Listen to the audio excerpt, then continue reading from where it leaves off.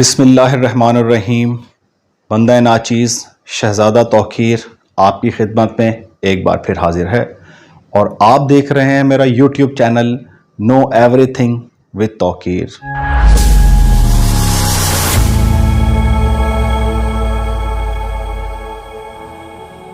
داستان کربلا کا آغاز یزید کے تخت پر بیٹھتے ہی شروع ہو گیا۔ یزید جیسے ہی تخت پر بیٹھا اس نے ایک حکم نامہ جاری کیا، جو حکم نامہ مدینہ منورہ کے گورنر ولید بن عتبہ کو دیا گیا، اور اس خط کے اندر واضح طور پہ پیغام تھا کہ مدینہ منورہ میں عبداللہ بن زبیر، عبداللہ بن عمر اور سیدنا امام حسین علیہ السلام سے یزید کے حق میں بیعت لے لی جائے۔ اس حکم نامے سے ولید بن عتبہ گھبرا گیا اور اس نے مروان بن حکم جو کہ گورنر مدینہ کا نائب تھا اسے فوراً مشورے کے لیے بلوا لیا۔ مروان بن حکم ایک سخت طبیعت، سخت مزاج آدمی تھا۔ اس نے اپنی طبیعت کے حساب سے ہی، اپنی شخصیت کے حساب سے ہی گورنر کو مشورہ دیا کہ یزید کے حکم کی فوراً تعمیل کرو، عبداللہ بن عمر، عبداللہ بن زبیر اور امام حسین علیہ السلام سے فوراً بیعت طلب کرو، اگر وہ بیعت نہیں کرتے تو ان کو قتل کر دو۔ لہٰذا گورنر مدینہ ولید نے ایک قاصد سیدنا امام حسین کے پاس بھیجا۔ سیدنا امام حسین مسجد نبی میں تشریف فرما تھے جب گورنر مدینہ ولید بن عتبہ کا قاصد آپ کے پاس پہنچا، اور اس نے گورنر کا پیغام دیا کہ آپ کو گورنر نے بلایا ہے۔ چنانچہ سیدنا امام حسین ولید بن عتبہ کے پاس پہنچے اور ولید بن عتبہ نے یزید کا پیغام سیدنا امام حسین کو پڑھ کر سنایا۔ سیدنا امام حسین نے یزید کی بیعت کرنے سے فوراً انکار کر دیا۔ سیدنا امام حسین نے اپنے خانوادہ کو، اپنے خاندان کو، اپنے اہل و عیال کو، سب کو ایک جگہ اکٹھا کیا اور سب کو یزید کا یہ حکم بتایا کہ یزید ہم سے بیعت چاہتا ہے۔ چونکہ سیدنا امام حسین یزید کو بہت بہتر جانتے تھے اور آپ یہ بھی جانتے تھے کہ یزید نے بیعت کے لیے جو یہ حکم نامہ جاری کیا ہے، اس کا مطلب یہ ہے کہ یزید کے دل میں آل رسول کا کوئی احترام نہیں، تو اس مقدس سرزمین کا بھی احترام اس کے دل میں نہیں ہوگا۔ اب یزید کی طرف سے مزاحمت کی جائے گی۔ اگر ہم نے یزید کی مزاحمت کی تو ہمارے چاہنے والے صحابہ کرام، تابعین جو نبی اور نبی کی آل سے محبت رکھتے ہیں وہ بھی مزاحمت کریں گے، اور ہمارے نانا نبی پاک صلی اللہ علیہ وآلہ وسلم کے اس پسندیدہ شہر میں خون ریزی ہوگی، جو کہ نبی پاک صلی اللہ علیہ وسلم کو بھی ناپسند تھی اور ہمیں بھی ناپسند ہے۔ لہٰذا سیدنا امام حسین نے یہ فیصلہ کیا کہ وہ اب مدینہ منورہ میں نہیں رہیں گے اور یہاں سے ہجرت کر کے مکہ چلے جائیں گے۔ حضرت محمد بن حنفیہ جو کہ سیدنا امام حسین کے بھائی تھے، آپ نے سیدنا امام حسین علیہ السلام کو مشورہ دیا کہ آپ مکہ یا اور کسی شہری مقام پر تشریف نہ لے جائیے، اس کے بدلے آپ کسی گاؤں، دیہات یا صحرا میں جا کر بسیرا کیجئے اور وہاں پر رہ کر اپنے چاہنے والوں کو خطوط بھیجیے اور اپنی بیعت کے لیے ان کو راضی کیجیے۔ محمد بن حنفیہ نے مشورہ دیا کہ آپ اگر مکہ تشریف لے کر جا ہی رہے ہیں تو مکہ کے حالات کا بخوبی جائزہ لیجئے گا۔ اگر مکہ والے آپ کے ساتھ مل جاتے ہیں تو آپ وہیں قیام کیجئے گا، اگر مکے والے آپ کی مخالفت کرتے ہیں اور یزید کی بیعت کر بیٹھے تو آپ مکے میں زیادہ دیر پناہ نہ لیجئے گا اور آپ فوراً وہاں سے کسی گاؤں، دیہات یا صحرا میں چلے جائیے گا۔ لہٰذا سیدنا امام حسین نے اب مدینہ منورہ سے مکہ مکرمہ کی ہجرت کا فیصلہ کر لیا اور اپنے اہل و عیال کو اکٹھا کیا، اور رخصت ہونے سے پہلے سیدنا امام حسین علیہ السلام نے جنت البقیع میں جا کر اپنی والدہ ماجدہ سیدہ فاطمۃ الزہرا رضی اللہ تعالی عنہا کو سلام پیش کیا، اپنے بھائی کی قبر پر سلام پیش کیا، اور پھر اپنے نانا کی بارگاہ میں اپنے نانا کے روضے پر آخری سلام پیش کیا اور مدینے سے رخصت ہو گئے۔ मदीने से मक्का रुखसत होते वक्त सैयदना इमाम हुसैन अलैहिस्सलाम की ज़बान पर वो कलेमात थे जो कलेमात मूसा अलैहिस्सलाम की ज़बान पर मिस्र से मदियन की हिजरत के दौरान थे। इसी तरह जब मक्का मुकरमा में सैयदना इमाम हुसैन अलैहिस्सलाम दाखिल हो रहे थे तो आपकी ज़बान पर वो कलेमात मौजूद थे जो हज़रत मूसा अलैहिस्सलाम की ज़बान पर उस वक्त मौजूद थे जब आप मदियन में दाखिल हो रहे थे। उधर मक्का मुकरमा में अब्दुल्ला बिन ज़ुबैर रदियल्लाहु ताला अन्हो सैयदना इमाम हुसैन से पहले ही पहुंच चुके थे। उन्होंने पहुंचते ही मक्का मुकरमा में अपने और अहले बैत के चाहने वालों को इकट्ठा करके अपनी एक मजबूत हैसियत इख्तियार कर ली थी। यजीद को जब पता चला कि वलीद बिन उतबा ने बाआसानी पहले अब्दुल्ला बिन ज़ुबैर, अब्दुल्ला बिन उमर को, उसके बाद इमाम आली मकाम सैयदना इमाम हुसैन अलैहिस्सलाम को बहुत आसानी से मदीने से मक्का जाने दिया तो यजीद को इस पर बहुत गुस्सा आया और यजीद ने फ़ौरन वलीद बिन उतबा को गवर्नर के ओहदे से माज़ूल करके उसकी जगह पर अमर बिन साद को मदीने का नया गवर्नर मुकर्रर कर दिया।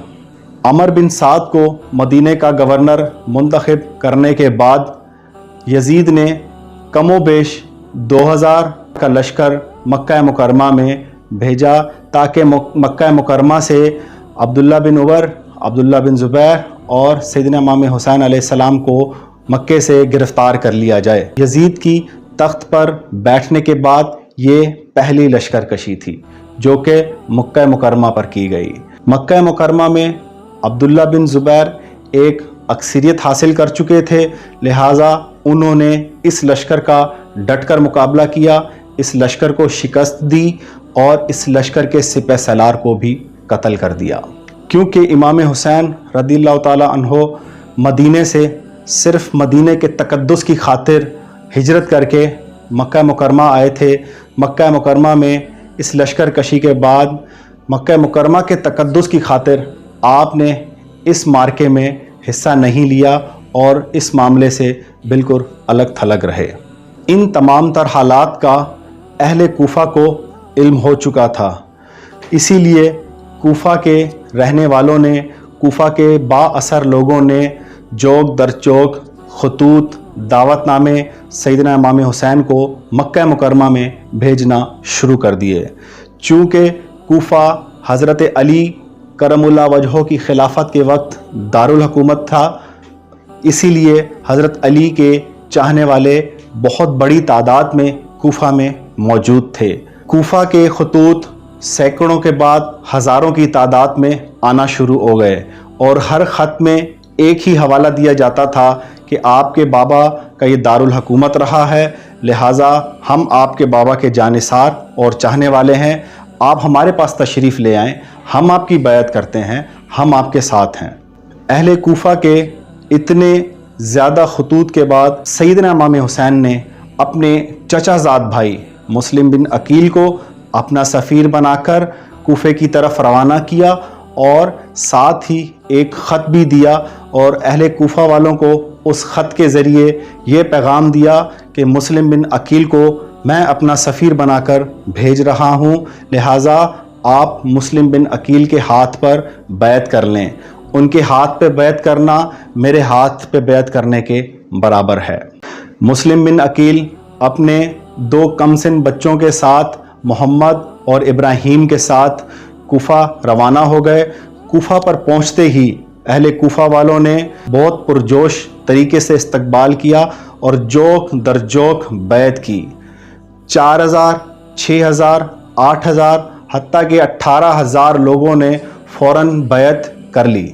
इतने ज़्यादा लोगों के बैत करने के बाद मुस्लिम बिन अकील को यकीन हो गया कि यहाँ पर अब हमारे चाहने वालों की तादाद बहुत ज़्यादा हो गई है, इसीलिए इत्मीनान भरा एक ख़त मुस्लिम बिन अकील ने अपने भाई सैयदना इमाम हुसैन को ख़त भेज दिया। मुस्लिम बिन अकील का ख़त मिलते ही सैयदना इमाम हुसैन ने मक्का मुकरमा से कूफे के लिए हिजरत शुरू कर दी। यहाँ जब यजीद को इस बात का पता चला कि کوفے کے اندر ایک بہت بڑی تعداد یزید کی بغاوت پر اتر آئی ہے اور امام حسین کی بیعت کر رہی ہے، تو یزید نے فوراً کوفے کے گورنر نعمان بن بشیر کو حکم دیا کہ مسلم بن عقیل کو گرفتار کر کے اسے قتل کر دیا جائے۔ نعمان بن بشیر نے یزید کا یہ حکم ہوا میں اڑا دیا اور مسلم بن عقیل کے خلاف کسی قسم کی کوئی کارروائی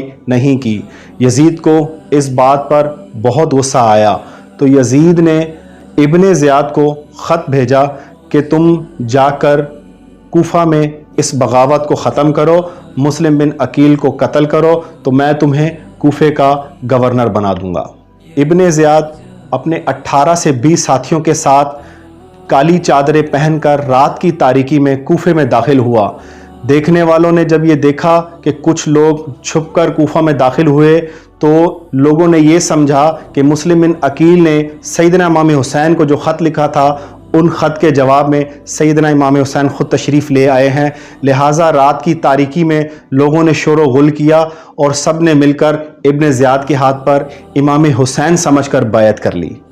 کوفے کی گورنری ملتے ہی ابن زیاد نے حکم نامہ جاری کیا کہ مسلم بن عقیل کو جو بھی قتل کر کے لائے گا اس کو بہت سارا انعام دیا جائے گا، اور جو بھی امام حسین اور مسلم بن عقیل کا ساتھ دے گا اسے قتل کر دیا جائے گا۔ اب پورا کوفہ مسلم بن عقیل کے قتل کے لیے ان کی تلاش میں تھا، اور مسلم بن عقیل ہانی بن عروہ کے گھر پہ پناہ گزیر ہو گئے۔ مخبری کر کے ہانی بن عروہ کو بھی شہید کر دیا گیا اور مسلم بن عقیل کو گرفتار کر کے ابن زیاد کے دربار میں لے گئے۔ ابن زیاد نے مسلم بن عقیل کو قتل کرنے کا حکم نامہ جاری کیا۔ گرفتاری سے پہلے مسلم بن عقیل نے اپنے دونوں بچے محمد اور ابراہیم کو ایک قافلے کے پیچھے روانہ کر دیا۔ یہ قافلہ مدینے جا رہا ہے، آپ اسی قافلے کے پیچھے پیچھے مدینے چلے جانا۔ رات کی تاریکی تھی، 2 کم سن بچے قافلے کا پیچھے نہ کر سکے اور قافلے سے پیچھے رہ گئے اور انہی راستوں پر گھومتے رہے۔ جب صبح ہوئی، روشنی کا پہلا پہر ہوا، تو محمد اور ابراہیم دونوں بھائیوں نے دیکھا کہ جہاں سے ہم چلے تھے ہم اسی مقام پر آ کر کھڑے ہو گئے۔ یہ دیکھ کر دونوں بھائی خوفزدہ ہو گئے اور ایک دوسرے کو فوراً گلے لگا لیا اور سمجھ گئے کہ اب ہمیں ابن زیاد نہیں چھوڑے گا۔ ابن زیاد کے سپاہیوں نے دونوں کم سن بھائیوں کو اس بازار میں دیکھ لیا اور دونوں کو وہیں پر قتل کر کے، دونوں کے سر قلم کر کے، دونوں کے سر اور دونوں کی لاشیں نہر فرات میں بہا دی۔ اس تمام تر تناظر کو دیکھتے ہوئے مسلم بن عقیل نے ایک خط لکھا اور اپنے ایک جاننے والے سپاہی سے وصیت کے طور پہ کہا کہ یہ میرا خط امام حسین تک پہنچا دیا جائے۔ اس خط میں آپ نے تمام تر حالات کا ذکر کیا کہ یہاں پر لوگ ہمارے کہنے پر نہیں ہیں، لہٰذا آپ اب کوفہ تشریف نہ لائیے گا۔ چونکہ مسلم بن عقیل کا پہلا خط ملتے ہی سیدنا امام حسین مکہ سے کوفے کے لیے نکل چکے تھے، اب انہیں رستے میں یہ دوسرا خط ملا جس میں یہ لکھا ہوا تھا کہ اب آپ کوفہ تشریف نہ لائیے گا، یہاں لوگ ہمارے خون کے پیاسے ہو چکے ہیں۔ جب سیدنا امام حسین کو وہ خط ملا تو آپ نے اسی مقام پر ٹھہراؤ کیا۔ وہاں پر لوگوں سے پوچھا کہ یہ کون سی جگہ ہے، تو لوگوں نے کہا کہ یہ کربلا ہے۔ تو ناظرین، یہ تھا امام علی مقام سیدنا امام حسین رضی اللہ تعالیٰ عنہ کا مدینے سے مکہ اور پھر مکہ سے کربلا تک کا سفر۔ اب کربلا کے جو واقعات ہیں آپ کے سامنے گوش گزار کروں گا اپنی آنے والی نئی ویڈیو میں۔ تب تک اپنا بہت سارا خیال کیجیے گا۔ اپنے میزبان شہزادہ توقیر کو اجازت دیجیے۔ اللہ حافظ۔ السلام علیکم۔